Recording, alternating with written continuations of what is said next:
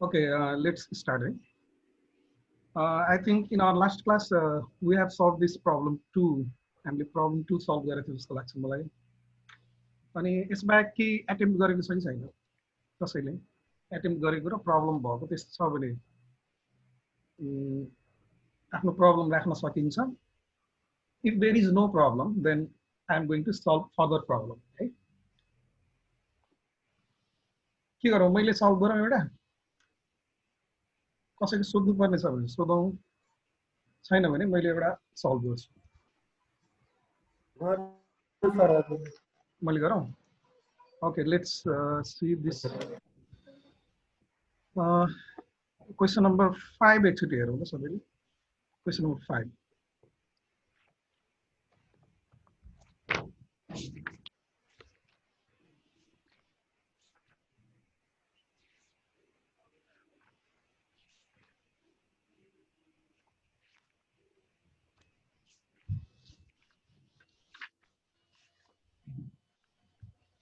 Okay, this one.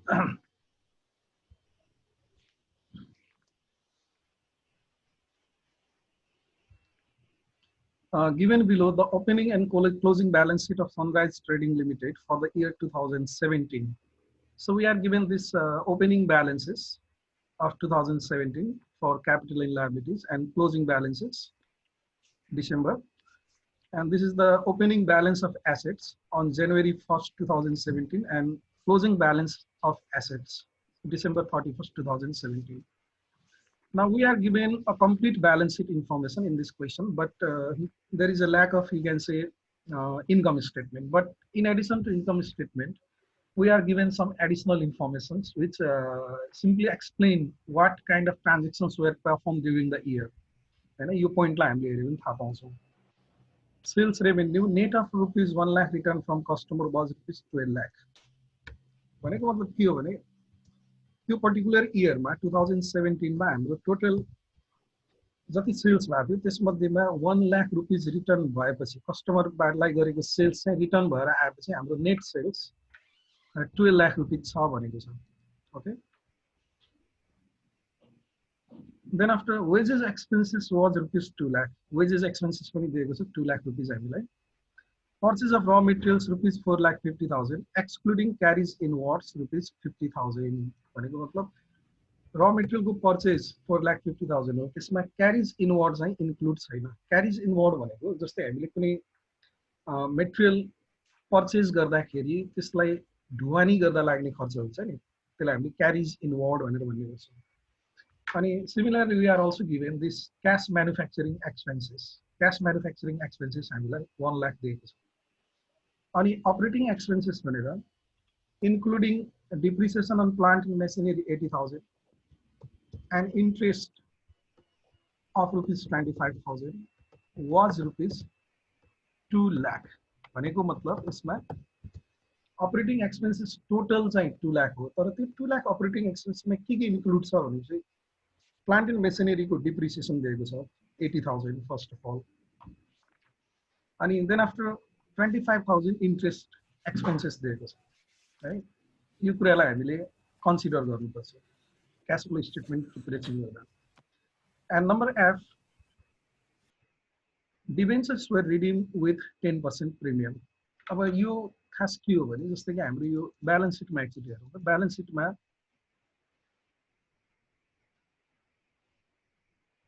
Balance सिटमा चाहिँ 10% debenture भनेर 2 लाख ओपनिङ ब्यालेन्स छ यो and closing balance is 1 lakh. So there has been a decline in the debenture balance in balance sheet. So decline in debenture balance means the company has repaid debenture of a face value of rupees 1 lakh. You know, 1 lakh face value भएको debenture company redemption गर्यो भन्ने बुझ्नु पर्यो. तिरेर घटेको हो नि त यो 1 lakh हैन.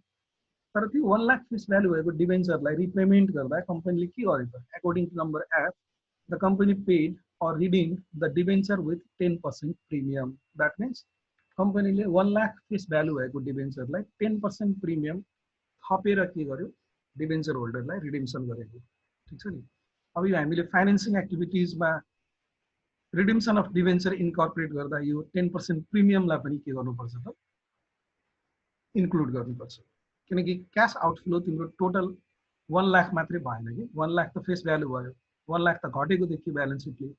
तर त्यसमा 1 लाखमा 10,000 10% भनेको 10,000 प्रिमियम पनि एड गरेर दियो. त्यही भएर तिम्रो डिबेन्चर रिडेम्सनको क्याश आउटफ्लो टोटल 1,10,000 छ.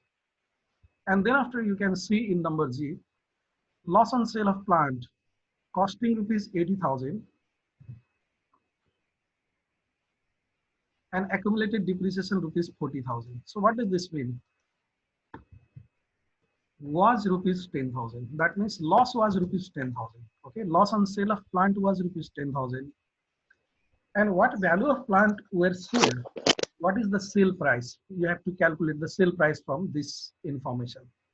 For example, the cost of the plant is 80,000. And on this plant, we charged 40,000 depreciation till the date. You know?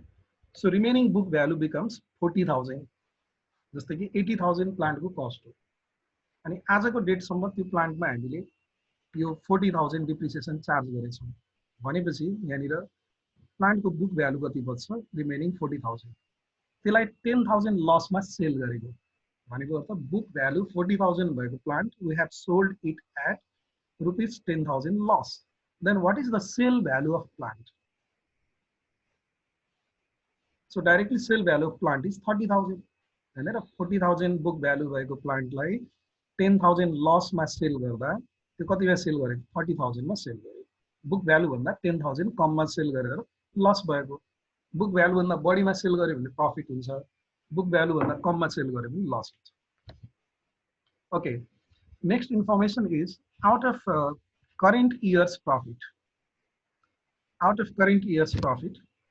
provisions were made for tax and dividend of rupees 60,000 and 50,000 respectively हामीले यो वर्षको प्रफिटबाट है यो वर्षको प्रफिटबाट हामीले 60,000 tax पेमेन्टको लागि यो 60,000 tax पेमेन्टको लागि र यो 50,000 डिभिडेन्ड पेमेन्टको लागि भनेर प्रोभिजन गर्यौं प्रोभिजन गर्नु भनेको पेमेन्ट गर्नु होइन है ख्याल गर्नु एउटा कुरा ख्याल गर्नु प्रोभिजन गर्नु भनेको that is you have created a fund for the payment of tax and dividend dividend र ट्याक्स तिर्नु पर्छ भनेर हामीले एउटा फन्ड क्रिएट गरेको तिमीले यहाँनिर ब्यालेन्स सिटमा यो इन्फर्मेसन पाउँछ यसको यो ट्याक्स प्रोभिजन भनेर 50,000 60,000 छ डिभिडेन्ड प्रोभिजन भनेर 1 लाख र 60,000 छ अब यो कुराहरुसित हामीले यसलाई एडजस्टमेन्ट गरेर ट्याक्स र डिभिडेन्डको यो वर्षको प्रोभिजनलाई एडजस्टमेन्ट गरेर कति पेमेन्ट भयो भन्ने हामीले निकाल्नु पर्ने छ ठीक छ नि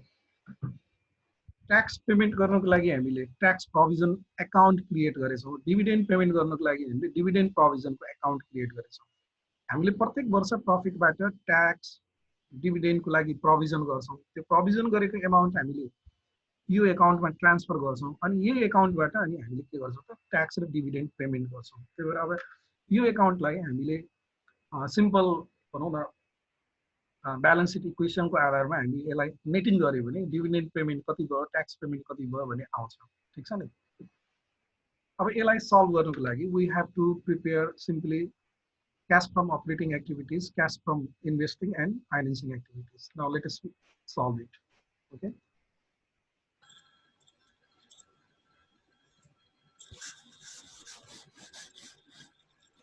Okay, now this is problem 5. Problem 5, Sunrise Trading Limited. Sunrise Trading Limited.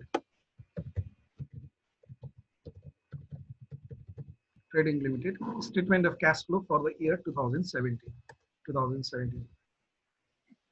Okay, अब एउटा कुरा है यो क्वेशनमा हामीसँग इन्कम स्टेटमेन्ट त दिएको छैन तर त्यो A B C D E F G H जुन एडिसनल इन्फर्मेसनलाई हामीले पढ्यो नि भर्खर त्यसमा हामीलाई लगभग इन्कम स्टेटमेन्टको सबै इन्फर्मेसनहरु त्यहाँ दिएको छ सेल्स कति छ अपरेटिङ एक्सपेन्सेस कति छ पर्चेज कति छ वेजेस कति छ हैन क्याश मैन्युफैक्चरिङ एक्सपेन्सेस कति छ यो सबै इन्फर्मेसनहरु दिएको छ that's why we can solve this problem by applying the direct method यसलाई हामीले डाइरेक्ट मेथड एप्लाई गरेर सल्भ गर्ने number A so we cash from operating activities we first of all calculate cash sales and collection from customer cash sales and collection from customer okay for this first of all we have sales revenue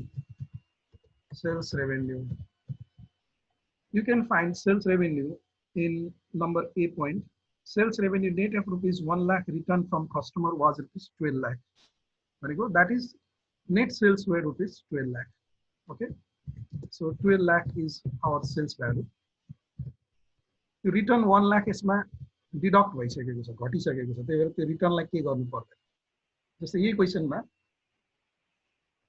sales revenue for the year were rupees 12 lakh and of which rupees 1 lakh has been returned from customer भनेर भनेको भए के गर्ने थियो हामीले 12 lakh minus 1 lakh गरेर 11 lakh लेखाउँथ्यौं यो कुरा क्लियर छ नि हैन त्यही भएर यसमा यो सेल्स रिटर्न 12 lakh घटिसकेको हुनाले 12 lakh मा अलरेडी घटेको हुनाले you have to simply show the net sales revenue you can call it net sales revenue okay now the related to collection from customer we can identify one item in the balance sheet एउटा एकचोटि balance सिटमा सबैले हेरौँ है। Balance सिटमा account receivable हेरौँ है। You can see the opening balance of account receivable is 1,50,000 and the closing balance is 2 lakh. Okay, so there has been an increase in accounts receivable. So 1,50,000 to 2 lakh means it has been increased by 50,000. Sorry, bracket cash inflow. 50,000. 50,000 increase is the cash outflow. Okay. Now this is about change in account receivable. अब यो cash sales and collection from customers सित relevant अरू item यसमा छैन, त्यही भएर यसलाई हामीले डाइरेक्ट नेटिङ गरौँ। यो नेटिङ गर्दा 11,50,000 आउँछ।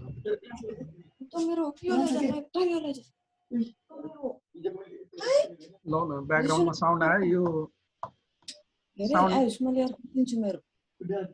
रिचा बस्याल साउन्ड म्युट गरेर।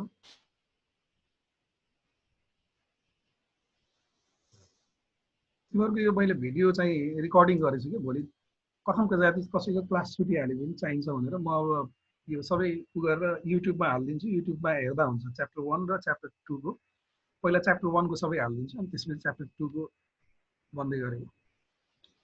Okay, next item is cash purchase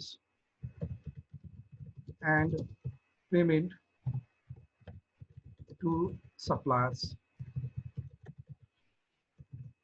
अब तिमीले you can see in the additional information number C, purchase of raw material rupees 4,50,000. Yeah, purchase of raw material. Purchase of raw material rupees 4,50,000. This is cash outflow. Number C. अब त्यसैमा ब्र्याकेटमा के भनेको छ भन्दाखेरि excluding क्यारिज inwards rupees 50,000 भनेको छ। क्यारिज inward यसमा चाहिँ इन्क्लुड भएको छैन। हामीले क्यारिज इनवर्डलाई पनि पर्चेज भ्यालुमा नै एड गर्न सक्छौँ। किनभने जस्तै कुनै सामान किनेर ल्याउँदाखेरि त्यो सामानको कस्ट प्राइस प्लस त्यसको ट्रान्सपोर्टेसन पनि कस्टमा नै जोडिन्छ क्या। त्यही भएर क्यारिज इनवर्डलाई पनि हामीले यही देखाइदिन्छौँ, carriage inward. Okay, carriage inward is 50,000. This is outflow. Okay, अब यहाँहरूलाई कतिको थाहा छ भन्नाले कतिको मेमोरीमा छ कि मैले के भनेको थिएँ भन्दाखेरि यो पर्चेजसँग रिलेटेड इन्फर्मेसन दुईटा तरिकाले दिन सक्छ क्वेसनमा। ध्यानसित सुनौँ है सबैले। दुईटा तरिकाले, एउटा पर्चेज भनेर दिन सक्छ, कहिलेकाहीँ यो इन्कम स्टेटमेन्टमा पर्चेजलाई एडजस्टमेन्ट गरेर cash cost of goods sold calculation गरेर दिएको हुन्छ है। पर्चेज र कस्ट अफ गुड्स सोल्डको बिचको रिलेसनसिप के छ भने purchase plus carriage inward plus opening stock, opening inventory minus closing inventory गरेपछि नर्मली त्यो कस्ट अफ गुड्स सोल्ड आउँछ। त्यस कारणले त्यहाँनिर cost of goods sold calculation गर्दा पर्चेजमा तिम्रो ओपनिङ र क्लोजिङ इन्भेन्ट्रीलाई एडजस्ट गरेर निकालेको हुनाले यदि हामीले यो cash purchase and payment to सप्लायरमा यदि purchase of raw material if we do not write and we write the cost of goods sold then we have to make an adjustment of inventory here from the balance sheet. Balance सिटबाट हामीले इन्भेन्ट्रीलाई adjustment गर्नुपर्छ। इन्भेन्ट्रीमा भएको चेन्जलाई के राख्यो भने cost of goods sold राख्यो भने। किनकि cost of goods sold calculation गर्दा पर्चेजबाट इन्भेन्ट्री जोडिएको हुन्छ र इन्भेन्ट्रीको ओपनिङ स्टक र क्लोजिङ स्टकलाई घटाइएको हुन्छ। त्यही भएर कस्ट अफ गुड्स सोल्ड राख्यो भने हामीले यहाँनिर इन्भेन्ट्रीलाई एडजस्ट गर्नुपर्छ। तर यो क्वेसनमा कस्ट अफ गुड्स सोल्ड दिएको छैन, direct purchase of raw material दिएको छ होइन।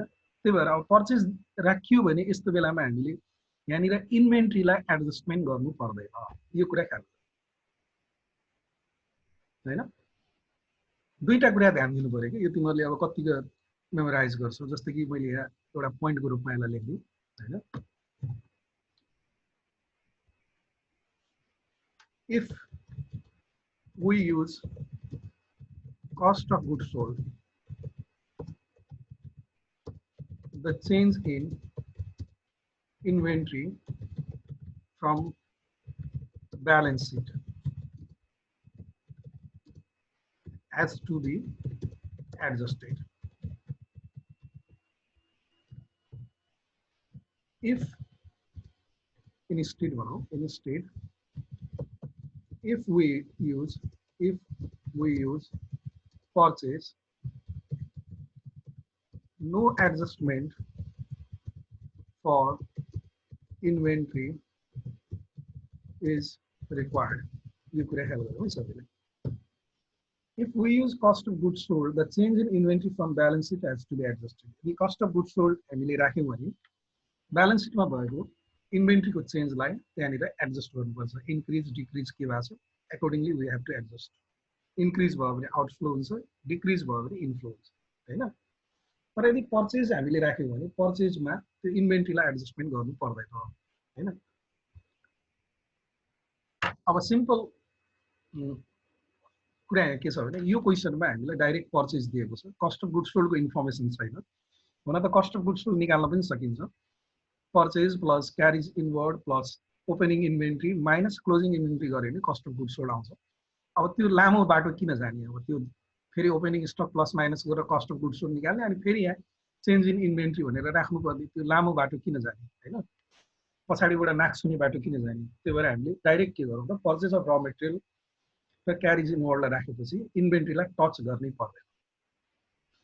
अब अर्को कुरा के छ भने जस्तै कुनै कुनै क्वेशनमा फेरि कुनै क्वेशनमा त्यो इन्फर्मेसनहरू इन्कम स्टेटमेन्टमा रिप्रेजेन्ट गर्दाखेरि त्यहाँ पर्चेज पनि सो गरेको हुन्छ इन्कम स्टेटमेन्टमा, अनि त्यसैबाट क्याल्कुलेट गरेर कस्ट अफ गुड्स सोल्ड पनि सो गरेको हुन्छ।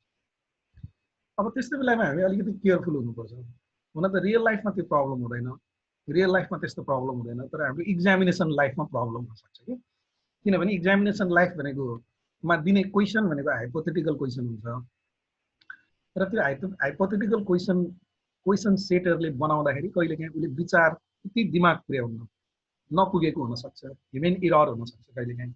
कि कस्तो इरर हुन्छ भने तिम्रो ब्यालेन्स सिटमा भएको ओपनिङ र क्लोजिङ इन्भेन्ट्री जुन हुन्छ नि, त्यो ओपनिङ र क्लोजिङ इन्भेन्ट्री र इन्कम स्टेटमेन्टमा पर्चेजमा जोड्ने र घटाउने ओपनिङ एन्ड क्लोजिङ इन्भेन्ट्री भनेको सेम हो वास्तव। तर कहिलेकाहीँ क्वेसन बनाउँदाखेरि त्यो त्यहाँसम्म दिमाग पुग्दैन, त्यो केयर गरिन्न। अब त्यस्तो बेलामा ब्यालेन्स सिट र इन्कम स्टेटमेन्टमा भएको ओपनिङ र क्लोजिङ इन्भेन्ट्रीको ब्यालेन्स चाहिँ एमाउन्ट चाहिँ फरक हुन सक्छ, जुन रियल लाइफमा हुनु हुँदैन है। फेरि त्यो क्वेसन बनाउँदाखेरि एक प्रकारको त्यो एरर भएको, गल्ती भएको, त्यस्तो डिफरेन्स भयो भने हामीले फेरि पर्चेजलाई मात्र राखेर हुँदैन। त्यस्तो डिफरेन्स भयो भने हामीले के गर्ने, त्यस्तो बेलामा कस्ट अफ गुड्स सोल्डलाई नै राख्ने र ब्यालेन्स सिटमा भएको जुन ओपनिङ र क्लोजिङ इन्भेन्ट्री छ त्यसलाई तल एडजस्टमेन्ट गर्ने, मतलब त्यसको चेन्जलाई एडजस्टमेन्ट गर्ने।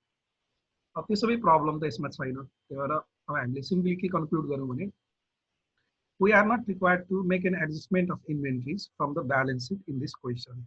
Okay, अब इन्भेन्ट्री राख्नु पर्दैन ब्यालेन्स सिटबाट भने अब पर्चेजसित रिलेटेड अर्को ल्याबिलिटीको आइटम हुन्छ एउटा, तिमीले क्वेसनमा एकचोटि ल्याबिलिटी हेर्नु, ल्याबिलिटी साइडमा एकाउन्ट्स पेएबल भनेर दिएको छ। त्यो एकाउन्ट्स पेएबल हाम्रो केही पनि भएको छैन, देयर इज नो चेन्ज, हैन? neither increase nor decrease. Opening and closing balance both are same, 1 lakh.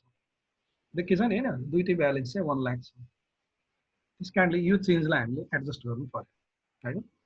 अब यससँग रिलेटेड चाहिँ हाम्रो यति नै हो। त यसलाई हामीले 5 लाख रुपीस आउटफ्लो ग्रुपमा सो गर्छौँ। Now let's go to number C. Number C मा payment to employees and other operating expenses. Payment to employees and other operating expenses. यो हामीले देखाउने नम्बर सी मा है। अब कुरो क्लियर के छ भने इम्प्लोइजलाई गर्ने पेमेन्टहरू र अपरेटिङ एक्सपेन्सेसको जति पनि आइटमहरू छ त्यो सबै यहाँ जान्छ। अब त्यो हेर्नको लागि first of all you go to the additional information number B. In additional information number B, we have wages expenses. Wages expenses. त्यहाँनिर wages expenses हामीलाई दिएको छ। Wages expenses कति छ? 2 lakh. This is outflow. Okay. Then after next item, C number को purchase में जाने की रहेगा cash manufacturing expenses. Cash manufacturing expenses. Cash manufacturing expenses. The amount is 1 lakh. This is also outflow. Okay. Then you can see number E item. Number E item is operating expenses. Actually, the operating expenses total is 2 lakh. But this 2 lakh also includes the amount of depreciation. You know? So we are doing this by direct method. Our direct method बाट हामीले गर्दाखेरि जहिले पनि यो operating expenses मा पहिलो कुरा के ध्यान दिनु पर्यो भने we do not show the depreciation, so we have to deduct the depreciation here because depreciation is non-cash expenses. First thing, पहिलो कुरा के हो, depreciation भनेको non-cash expenses हो, त्यही भएर हामीले यहाँनिर देखाउनु हुँदैन. So operating expenses बाट depreciation घटाउने, है, पहिलो कुरा first. Second thing, this operating expenses 2 lakh also includes the interest payment on debt capital 25,000. You can see in the bracket, you know, 25,000 debt मा interest payment गरेको पनि त्यसमा छ. हुन त interest payment भनेको operating activities को cash flow को रूपमा हामीले देखाउँछौँ. तर त्यसलाई हामीले छुट्टै टाइटलमा देखाउँछौँ. हामीले त्यस्तो प्र्याक्टिस गरेका छौँ हैन. छुट्टै टाइटलमा payment for interest and taxes भनेर हामी अलग्गै देखाउँछौँ. त्यो छुट्टै टाइटलमा देखाउने भएको हुनाले यहाँनिर घटाइदिनु त्यसलाई 25,000 इन्ट्रेस्टलाई, है. इन्ट्रेस्टको अलग्गै ट्रिटमेन्ट हुन्छ, मतलब सेपरेटली त्यसलाई रिप्रेजेन्ट गर्नुपर्छ. त्यो भयो भने अब हाम्रो नेट एमाउन्ट कति भयो त outflow operating एक्सपेन्सेसको 2 lakh minus 80,000 1,20,000 and 1,20,000 minus 25,000, this is 95,000.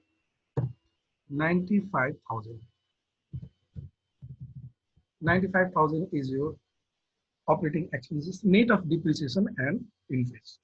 Okay, and similarly पहिला एडिसनल इन्फर्मेसनको सबै हेरौँ. यो डिबेन्चर्स वर रिडिङ विथ 10% प्रिमियम भनेको चाहिँ डिबेन्चरलाई हामीले प्रिमियमलाई केही गर्दैनौँ, किनभने यो प्रिमियम भनेको डिबेन्चर होल्डरलाई रिपेमेन्ट गर्दाखेरि उनीहरूको फेस भ्यालु प्लस 10% प्रिमियम दिएको, त्यसलाई हामीले फाइनेन्सिङ एक्टिभिटिजको क्यास फ्लोमा देखाउँछौँ. रिपेमेन्ट टु डिबेन्चर होल्डर वा रिडिम्सन अफ डिबेन्चर वा रिपेमेन्ट अफ डिबेन्चर भनेर देखाउँछौँ. अनि जी नम्बरमा loss on sale of plant 10,000 भनेछौँ. यो लस अन सेल अफ प्लान्टलाई पनि हामीले यहाँनिर केही गर्दैनौँ, किनभने प्लान्ट सेल गर्दाखेरि भएको लस भनेको त्यसलाई हामीले नन अपरेटिङ लस भन्छौँ. त्यो क्यासमा भएको लस होइन, हैन. त्यो लस बापत कुनै प्रकारको क्यास आउटफ्लो हुँदैन, त्यसलाई हामीले नन अपरेटिङ एक्सपेन्सेस वा नन अपरेटिङ लस भन्छौँ. त्यो लस भनेको जस्तै प्लान्टहरू एसेटहरू बिक्री गर्दा, प्लान्ट मेसिनरी इक्विपमेन्ट जस्तो एसेटहरू बिक्री गर्दाखेरि यदि गेन र लस हुन्छ भने त्यो गेन र लस चाहिँ तिम्रो अलरेडी केमा इन्क्लुड हुन्छ त सेल्स भ्यालुमा इन्क्लुड हुन्छ, मतलब एसेटको सेल प्राइसमा इन्क्लुड हुन्छ. जस्तै कुनै एसेट 50,000 मा सेल गर्दा 10,000 लस भयो भने त्यो लस त 50,000 मा घटिसक्यो, हैन. त्यस्तै कुनै 50,000 मा कुनै एसेट सेल गर्दाखेरि 10,000 प्रफिट भयो भने त्यो प्रफिट पनि त्यसमा इन्क्लुड भइसक्यो. त्यही भएर त्यो प्रपर्टी प्लान्ट एन्ड इक्विपमेन्टहरू पर्चेज गर्दाखेरि सेल गर्दाखेरि भएको गेन लसलाई त्यो सेल भ्यालुमा नै त्यो एडजस्ट हुने भएकोले यहाँनिर जाँदैन, है. अनि नम्बर एच भनेको out of current years profit. You can see the last point.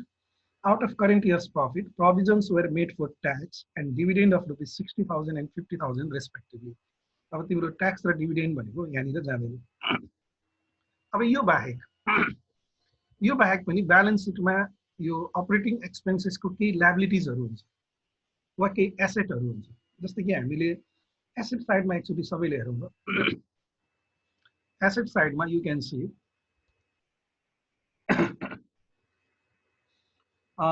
you can see prepaid insurance. There is an item, prepaid insurance, third last item, right? Prepaid insurance.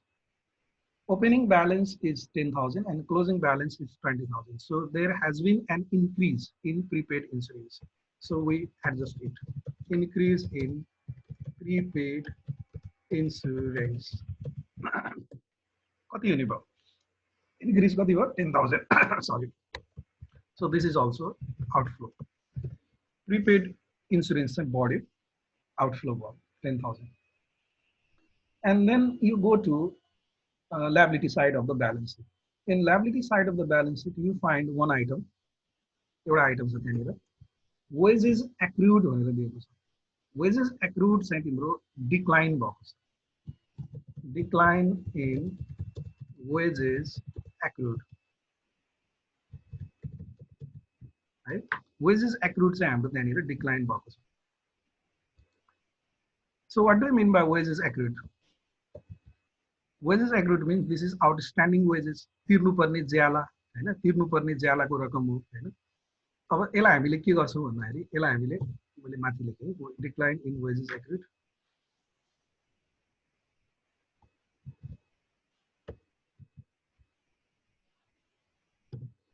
Decline कति भएको छ? It was 50,000 in January and it was 50,000 in January and 60,000 in December. भनेपछि can decline 20,000 sorry 20,000 in December 40,000 decline भयो. Wages outstanding wages decline भयो भनेको मतलब यो 30,000 के गरेर decline हुन्छ त wages payment गरेर decline भएको हैन. outstanding भनेको तिर्न बाँकी, accrued भनेको तिर्न बाँकी, त्यो तिर्न बाँकीलाई तिरेको त्यही भएर decline भएको. यसलाई हामीले यसरी देखाउने. ओके. अब ब्यालेन्स सिटबाट पनि हाम्रो यो अपरेटिङ एक्सपेन्सेसको आइटम्सहरु जम्मै यहाँनिर एडजस्टमेन्ट भयो. अब यसलाई टोटल गर्दियौ कति आउँछ यो 2,13,95,000 and 40,000 4,35,000 हो. जोड है, त्यहाँ मेरो कहिलेकाहीँ मिस्टेक हुन सक्छ. Number D. अब पेमेन्ट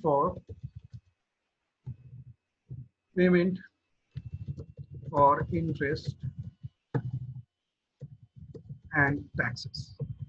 Interest and taxes को लागि गर्ने पेमेन्टलाई हामी यहाँ देखाउँछौँ. Okay.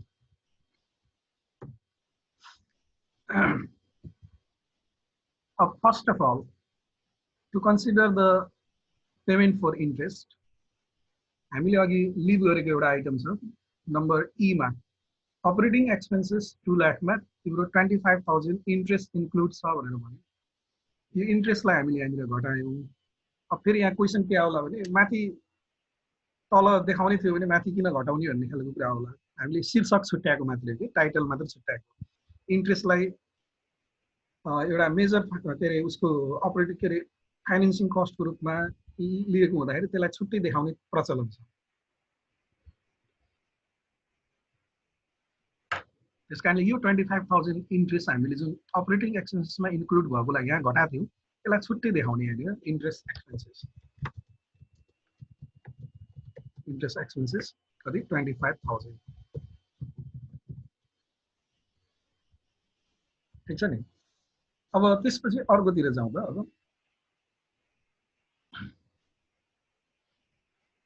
अर्कोतिर अब अर्को हाम्रो आइटम अब यसमा ट्याक्स हो. अर्को चाहिँ तिम्रो taxes paid, tax को पेमेन्ट. ल एकचोटी सबैले भनौं त ट्याक्स को पेमेन्ट कति हुन्छ होला? What is the tax payment?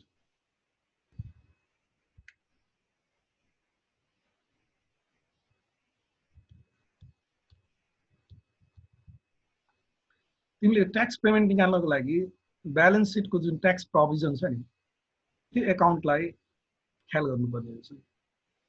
अब सबैले क्वेशनमा हेरौँ है. यो मैले फेरि क्वेशनै डेमोन्स्ट्रेट गरौँ यहाँ. यसमा हामीलाई यो ट्याक्स प्रोभिजन भनेर ओपनिङ ब्यालेन्स 50,000 दिएको छ अनि क्लोजिङ ब्यालेन्स चाहिँ 60,000 दिएको छ. अनि यो वर्ष हामीले we made provision for tax 60,000. यो वर्ष हामीले ट्याक्सको लागि 60,000 प्रोभिजन गर्यौं हैन. अब यसको डाइरेक्ट ट्रिटमेन्ट के हुन्छ भने जस्तै यो फिगर सबैले ख्याल गरे है. मैले यहाँ एउटा नोटमा मैले चाहिँ गर्दिए यसलाई. यसमा हामीलाई सिम्पल के देख्छ भन्दा opening balance of provision for tax. This was rupees 50,000. Is it 50,000? यो हामीलाई opening balance of provision for tax है 50,000. ओपनिङ ब्यालेन्स भनेको ब्यालेन्स सिटको जनवरीको ब्यालेन्स. अनि यो ओपनिङ ब्यालेन्स भनेको ट्याक्सको लागि प्रोभिजन गरेको लास्ट इयरसम्मको एमाउन्ट हो।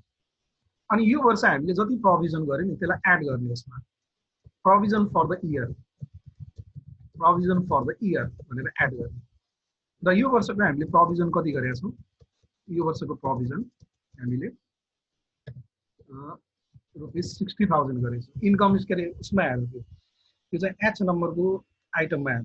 Provision were made for tax and dividend भनेर दिएको छ। ट्याक्सको लागि 60,000 प्रोभिजन र डिभिडेन्डको लागि 50,000 प्रोभिजन गर्दाखेरि हाम्रो अब लास्ट इयरसम्म हाम्रो ट्याक्सको प्रोभिजन 50,000 थियो।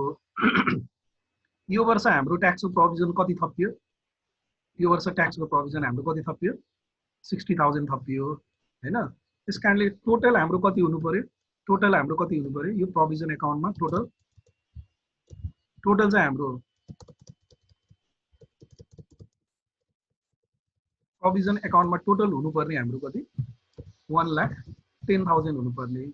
तर क्लोजिङ ब्यालेन्स हाम्रो कति देखियो त? जम्मा 60,000 देखियो भनेपछि बाँकी रहेको 50,000 कहाँ गयो? त्यो क्लोजिङ ब्यालेन्सलाई घटाउनु, लेस क्लोजिङ ब्यालेन्स।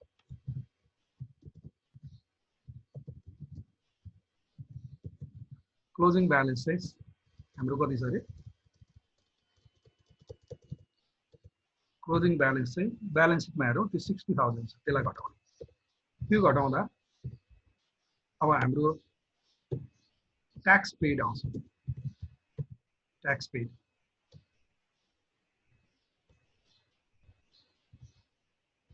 घटाइदियो यसलाई, यो चाहिँ 50,000 आउँछ। यसरी हामीले नर्मली क्याल्कुलेसन गरेको हो। अब तिमीहरूलाई यो तरिकाले बुझाइरहनु पर्ने जरुरी छैन। मैले खालि सिम्प्लिफाई मात्र गर्न खोजेको यसलाई, सिम्प्लिफाई मात्र गर्न खोजेको। यसलाई कसरी बुझ्नुपर्छ भन्दाखेरि लास्ट इयरसम्म 50,000 हाम्रो ट्याक्स प्रोभिजनको ब्यालेन्स थियो हैन। ट्याक्स तिर्ने भनेर जम्मा गरेर राखेको पैसा थियो, त्यसरी बुझौँ न 50,000। यो वर्ष हामीले त्यो प्रोभिजन एकाउन्टमा फेरि 60,000 ट्रान्सफर गर्यौँ भनेपछि हाम्रो ब्यालेन्स बढेर कति हुनुपर्छ? 1,10,000 हुनुपर्छ। यो वर्ष 60,000 थपेपछि 1,10,000 हुनुपर्छ। तर यो वर्षको क्लोजिङ ब्यालेन्स सिटले हाम्रो कति देखायो भन्दा जम्मा 60,000 मात्र देखायो भने 1,10,000 मा 60,000 मात्रै क्लोजिङ ब्यालेन्स बच्यो भनेपछि त बाँकी रहेको 50,000 के हो? ट्याक्स पेड हो। त्यही भएर त्यसलाई हामीले यो 50,000 लाई ट्याक्स पेड भनेर यहाँनिर देखाउने। ठिक छ नि? यो ट्याक्स पेड गर्दाखेरि opening balance ₹50,000 plus provision ₹60,000 minus closing balance ₹60,000 गरेर यो तिम्रो ट्याक्स पेड चाहिँ टोटल 50,000 आउँछ। अब यो यसलाई नेट गरिदिउँ, यो चाहिँ आउने भयो 75,000। ल अब सबै फिगरलाई उ गरौँ, सबै फिगरलाई क्याल्कुलेट गरौँ। 1150 माइनस 5 650, 650 माइनस 435 215, 215 माइनस 75, 215 माइनस 75 कति हुन्छ? 140, 1,40,000. So this is the cash from operating activities. You have cash from operating activities, right?